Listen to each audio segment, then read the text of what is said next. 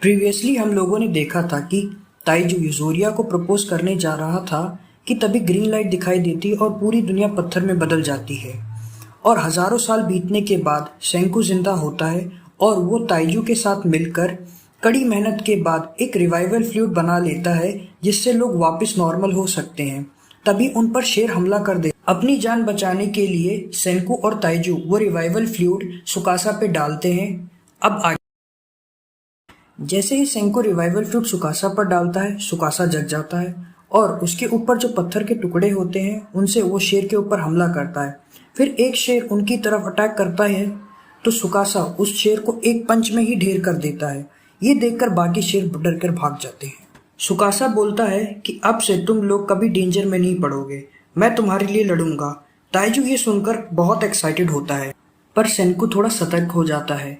ये आदमी बाद में हमारे लिए खतरा भी बन सकता है। फिर वो सभी बेस पर जाते हैं जहां पर सुकासा सब देखकर हैरान हो जाता है कि तुम लोग कैसे सरवाइव कर पाए। ताइजू बताता है कि हम बड़ी मेहनत से थोड़ा बहुत खाना इकट्ठा कर पाते हैं और उसी से ही हमारा गुजारा होता है।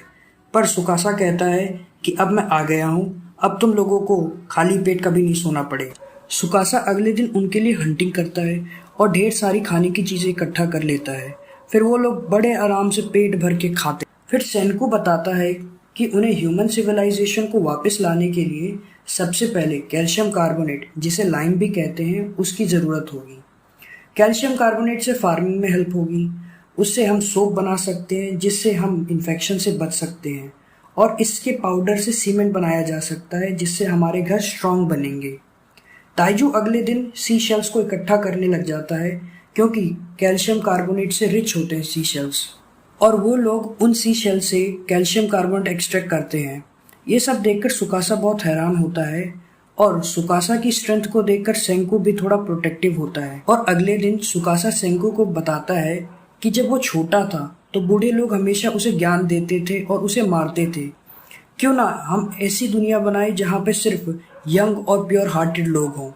और गुस्से में वो एक बूढ़े आदमी का स्टैचू तोड़ देता है। जैसे वो दूसरा ओल्ड स्टैचू तोड़ने जा रहा होता है, सेंको उसे रोकता है और कहता है कि वो साइंस की मदद से हर एक इंसान को वापस जिंदा करेगा।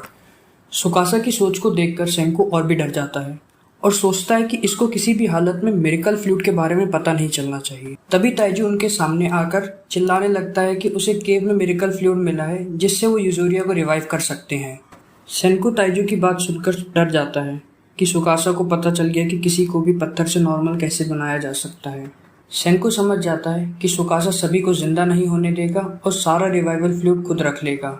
जब वो यूजोरिया को रिवाइव करने जाते हैं तब सेंको कहता है कि रिवाइवल फ्लूइड थोड़ा कम है, तो सुकासा कहता है कि मैं तेज हूँ, मैं जाकर रिवाइवल फ्लूइड लेकर आता हूँ केव से। सुकासा जैसे ही जाता है, सेंको जल्दी से मिक्सचर बनाकर यूजोरिया पर डालता है और यूजोरिया रिवाइव हो जाती है। और ताइजू को बताता है कि सुकासा एक अच्छा आदमी नहीं है और वो हम सबके लिए खतरा बन गया है और वो शायद से हम सबको मार दे। सेंको ताइजू और यूजोरिया को बताता है कि सुकासा के आने से पहले हमारे पास दो चॉइस है। फर्स्ट, कि हम ये सब छोड़ के भाग जाएं।